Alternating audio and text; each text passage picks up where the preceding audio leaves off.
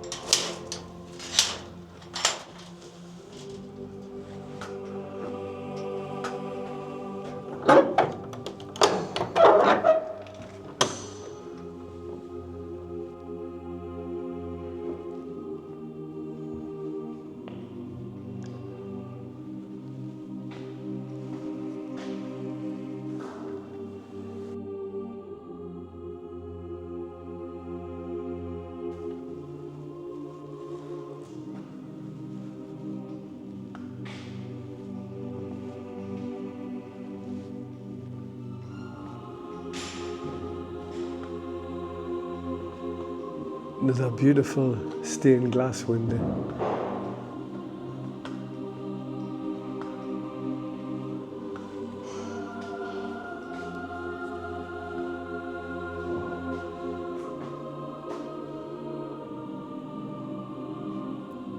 Inscription on the bottom there says, "The sea gave up the dead which were in it."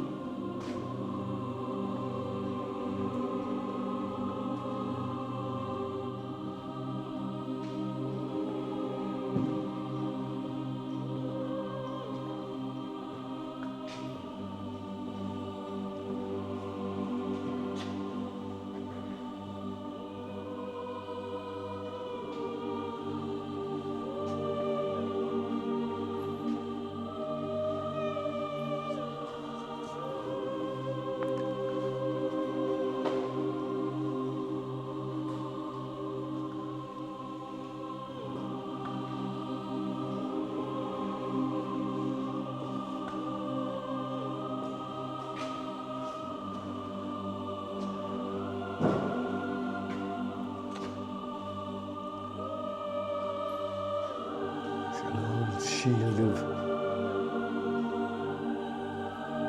what again it? Lions.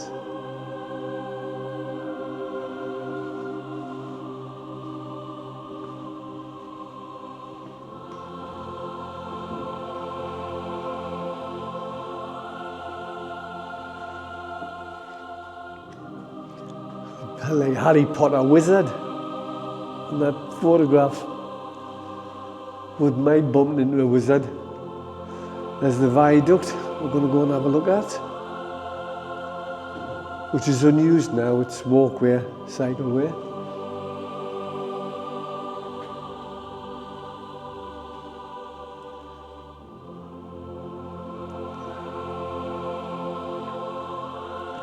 Some information on the station I used to run through here.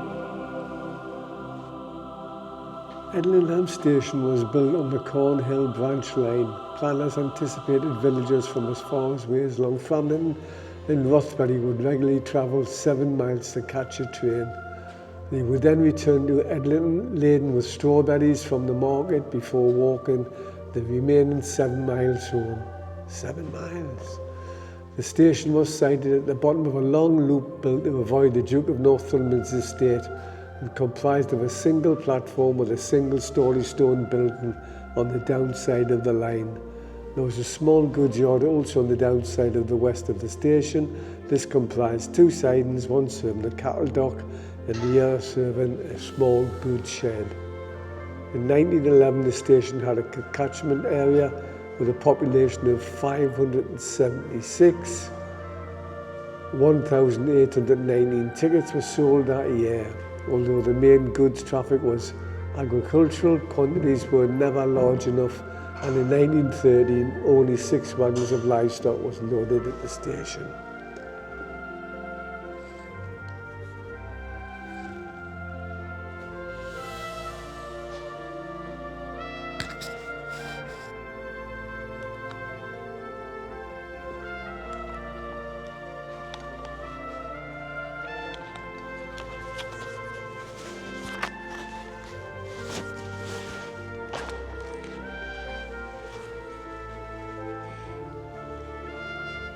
The local pew cushions all got,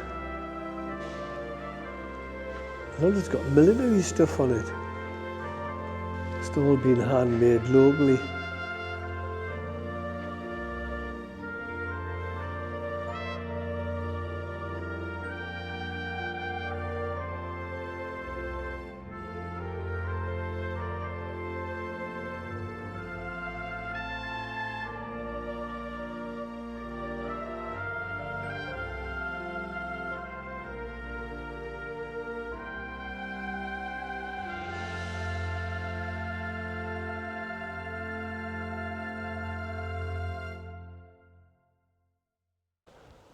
We have now walked down towards the castle,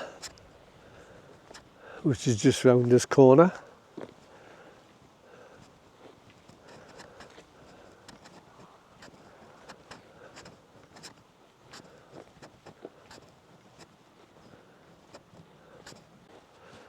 And you can just make out the viaduct just behind the castle.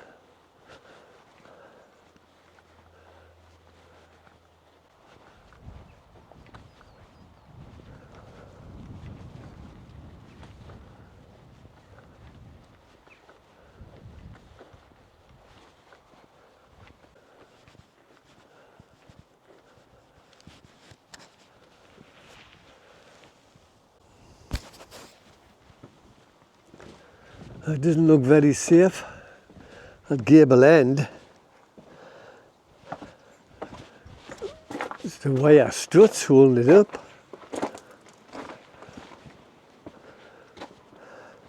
Cobbled courtyard. Edlingham Castle dates mainly from the 14th century, although a manor house of the 13th century is probably concealed beneath the later building. The earliest standing remains are those of the Hall House, built about 1300 by Sir William Felton, at a time when Northumberland was relatively peaceful. Felton was a member of an important family with estates in Norfolk and Shropshire, but he'd made his fortune independently through military service, royal favour, and marriage to a very wealthy Northumberland lady, Constance de Pontrop. His successors made extensive improvements to the manor house. In about 1340 to 1350, his son, also named William, improved domestic comfort by building a magnificent solar tower, the best preserved part of the castle. As the Anglo-Scottish Wars continued, he also strengthened the defences with a gate tower, a stone curtain wall, and towards the end of the 14th century, William's grandson John completed the enclosure walls and enlarged the gatehouse. Later owners of the estate included the Hastings and Swinburne families. The Feltons had traditionally been royal officials and soldiers, but their successors were primarily local gentry, with less need for military display or effective defence. There must have been lots of different rooms attached to this. You can see all the areas, all different squares, all must have housed something different. You don't normally see that when you go into some castles, just big square areas. But there was obviously lots of different little living quarters or storage spaces here. The castle was abandoned as a dwelling in the mid-17th century, and by the 1660s was being quarried for building stone. At the end of the 19th century, only the tower was still visible amid the grassy mounds. Since 1975, the remains have been in the guardianship and ownership of the state. They were excavated between 1978 and 1982. The castle is situated at the east end of the small village of Edlingham, on low-lying ground beside the burn, a tributary of the River Allen. The remains of the Hall House are now mostly at foundation level. It stood on the south side of the courtyard and was a rectangular building with octagonal corner turrets. It would have had 2 stories with the undercroft used for storage. At ground floor level and on the first floor, the public and private apartments of the Lords of the Manor of Edlingham. A curtain wall and gatehouse enclosed the hall and courtyard. Only the bases of these structures now remain. The rampart that once surrounded the manor survives as an earthwork. A variety of service buildings evidently existed within the courtyard, including a kitchen, a brew house and a bakehouse. The best preserved part of the castle is the solar tower. This provided accommodation for the owner and his family. The north and west walls of the tower survive almost to full height. The tower is 3 stories high and each floor contained a single chamber. The first floor room has a double line of windows and the remains of an elaborate fireplace.